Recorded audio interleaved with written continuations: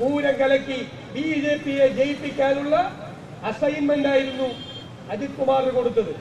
എന്നിട്ട് ADGP law and order ആ സിറ്റിയിലുള്ള സമയത്ത് അയാളെക്കാൾ താഴെയുള്ള ഒരു ഉദ്യോഗസ്ഥരെ സ്ഥലം മാറ്റിയിട്ടാണ് ഗവൺമെന്റ് നടപടിയെടുത്തത്. ഇപ്പൊ രസമുണ്ടാ?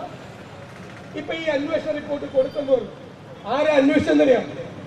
അജിത് കുമാറിന്. ഇതിനേക്കാൾ വലിയ തമാശ ഈ കേരളത്തിലല്ലാതെ വേറെ എവിടെയുണ്ട്? പൂരം കലക്കാൻ മുഖ്യമന്ത്രി ഉത്തരവാദിത്തം ഏൽപ്പിച്ച അസൈൻമെന്റ് കൊടുത്ത് അത് ഭംഗിയാക്കി ബ്ലൂ പ്രിന്റ് തയ്യാറാക്കി മൊത്തം കലക്കി കൊടുത്ത് കൺഗ്രാജുലേഷൻ പറഞ്ഞ അജിത് കുമാർ പൂരം കലക്കിയത് ആരാണ് എന്ന് അന്വേഷിച്ച് ഓനൊരു റിപ്പോർട്ട് കൊടുത്തേക്കുക. മനസ്സിലായി? ഇങ്ങനെ ജനങ്ങളെ വിഡ്ഢികളാക്കരുത്. അങ്ങനെ വിഡ്ഢികളാക്കിയാണ് പിണറായി വിജയൻ ഇപ്പോൾ ചെയ്തുകൊണ്ടിരിക്കുന്നത്. ഞങ്ങൾ അൻവറിന്റെ പുറകെയൊന്നും അല്ലല്ലോ ഞങ്ങൾ പോയത്. ഞങ്ങൾക്ക് കൃത്യമായ ആരോപണങ്ങൾ ഉണ്ടായി. തെരഞ്ഞെടുപ്പ് കാലത്ത് ഞങ്ങൾ പറഞ്ഞു CPM-ഉം BJP-യും തമ്മിൽ അവിഹിതമായ ബാന്ധവമുണ്ട്. ഇത് നിഷേധിച്ചു. ഞങ്ങൾ പറഞ്ഞു മുതിർന്ന CPM നേതാവ് LDF കൺവീനർ EP ജയരാജനും കേന്ദ്രമന്ത്രി രാജീവ് ചന്ദ്രശേഖരനും ഒരുമിച്ച് ബിസിനസ് നടത്തുക. അവർ രണ്ടുപേരും അന്ന് നിഷേധിച്ചു. ജയരാജൻ പറഞ്ഞു അങ്ങനെ ഉണ്ടെങ്കിൽ ആ ഷെയർ ഞാൻ സതീശന് തന്നേക്കാം. എനിക്കൊരു അബദ്ധം പറ്റിയാൻ പറഞ്ഞു വേണ്ടാന്ന്. അപ്പൊ ഞാൻ ഇവര് ഒരുമിച്ച് എഗ്രിമെന്റ് ഉണ്ടാക്കി ഇവരെല്ലാവരും കൂടി ഒരുമിച്ച് നിൽക്കുന്ന ഫോട്ടോ പുറത്തേക്ക് വെച്ചു. രാജീവ് ചന്ദ്രശേഖരൻ നിഷേധിച്ചു. പിന്നെ വന്ന് ജയരാജൻ പറയുന്നത് എനിക്ക് ഷെയറില്ല, എന്റെ ഭാര്യയ്ക്ക് ഷെയറുണ്ട്. സമ്മതിച്ചു. രാജീവ് ചന്ദ്രശേഖരൻ വൈകിയാണ് ഞങ്ങൾ തമ്മിൽ ഒരുമിച്ച് ബിസിനസ് നടത്തുന്നതിന് നിങ്ങൾക്ക് എന്താണ്? ഞങ്ങൾക്ക് ഒരു കുഴപ്പമില്ല ആണ്. പിന്നെ പ്രകാശ് ജാവദേക്കർ LDF നേതാവ് കൂടിക്കാഴ്ച നടത്തി. പിണറായി വിജയൻ ചോദിച്ചു എന്താ ജാവദേക്കറെ കണ്ടാ കുഴപ്പം? ഞാനും 5-6 പ്രാവശ്യം കണ്ടിട്ടുണ്ട് ജാവദേക്കർ, പിണറായി വിജയൻ. അപ്പൊ ഞാൻ ചോദിച്ചു കേരളത്തിലെ മുഖ്യമന്ത്രി, കേരളത്തിലെ BJPയുടെ തെരഞ്ഞെടുപ്പ് ചുമതലയുള്ള പ്രഭാരി പ്രകാശ് ജാവദേക്കറെ എന്തിനാണ് 6 പ്രാവശ്യം കാണുന്നത്? അയാൾ കേന്ദ്രമന്ത്രിയല്ല. കേന്ദ്രമന്ത്രിയാണെങ്കിൽ കണ്ടോ, മുഖ്യമന്ത്രി കണ്ടോ, നമുക്കൊരു വിരോധമില്ല. കേന്ദ്രമന്ത്രി അല്ലാതെ BJPയുടെ സംഘടനാ ചുമതലയുള്ള പ്രഭാരി, അതാണ് അവരുടെ പേര്. എന്തിനാണ് പിണറായി വിജയൻ 5-6 പ്രാവശ്യം കണ്ടത്?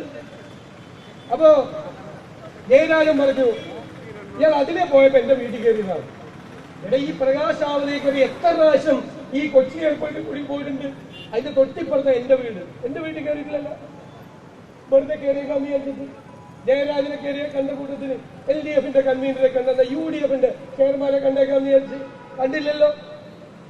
ഞങ്ങൾ ആരും പോയി കണ്ടില്ലല്ലോ. പ്രകാശ് ജാവദേക്കറെ കണ്ടത് പിണറായി വിജയനും ആരാ EP ജയരാജൻ എല്ലാം സമ്മതിച്ചല്ലോ. അത് സമ്മതിച്ചല്ലോ. ഒരുമിച്ച് ബിസിനസ് ഉണ്ടെന്ന് സമ്മതിച്ചു. ഞാനൊരു ദിവസം മുഖ്യമന്ത്രിയോട് ചോദിച്ചു നിങ്ങളുടെ 1-ാം നമ്പർ ഉപേക്ഷിച്ച് കാർ ഉപേക്ഷിച്ച് വേറൊരു കാറിൽ കയറി മസ്കറ്റ് ഹോട്ടലിൽ വന്നു CM എന്ന് പറയുന്ന ഒരു ആത്മീയ നേതാവിന്റെ മധ്യസ്ഥതയിൽ കേരളത്തിലെ RSS നേതാക്കളുമായി നിങ്ങൾ കൂടിക്കാഴ്ച നടത്തി. സാധാരണ ഇങ്ങനെയൊക്കെ ചോദിച്ചാൽ ചാടി എന്നിട്ട് മറുപടി പറയും. ആ വേറൊരു പേപ്പർ കൊണ്ടുവന്നിരിക്കുന്നു. മുഖത്തേക്ക് നോക്കിയില്ല.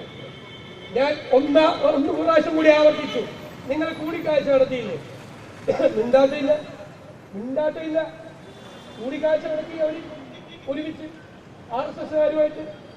എന്നിട്ടാണ് നമ്മളോട് വന്ന് ഈ വർത്താനം പറയുന്നത്. BJPയെ തൃശ്ശൂരിൽ ജയിപ്പിക്കാൻ ഉള്ള ഏർപ്പാടാ. ഇപ്പൊ എന്തായിരുന്നു ഇവരൊക്കെ എന്നോട് ചോദിച്ചു. ഞാൻ തൃശ്ശൂരിൽ എന്നപ്പോ മാധ്യമപ്രവർത്തകർ ചോദിച്ചു ED പിടിമുറുക്കിയിരിക്കുകയാണല്ലോ. ഞാൻ പറഞ്ഞു ഒരു പിടിയും മുറുക്കിയിട്ടില്ല, അത് വെറുതെ കാണിക്കുന്നതാണ്, ഷോ കാണിക്കുന്നതാണ്. തെരഞ്ഞെടുപ്പ് കഴിയുമ്പോ കാണാം പിടി മുറുക്കിയിട്ടുണ്ടായില്ലേ.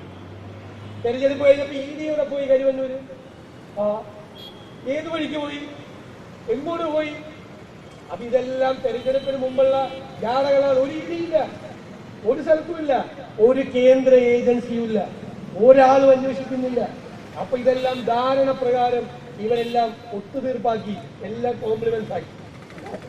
ഇതാണ് നടന്നത്. യഥാർത്ഥത്തിൽ നടന്നത് അതിനൊരു അക്കൗണ്ട് തുറന്നു കൊടുക്കും. പക്ഷേ ഒരു രഹസ്യവും മൂടി വെക്കാൻ പറ്റില്ല. എല്ലാ രഹസ്യവും ഓരോന്നോരോന്നായി പുറത്തു വന്നുകൊണ്ടിരിക്കുകയാണ്.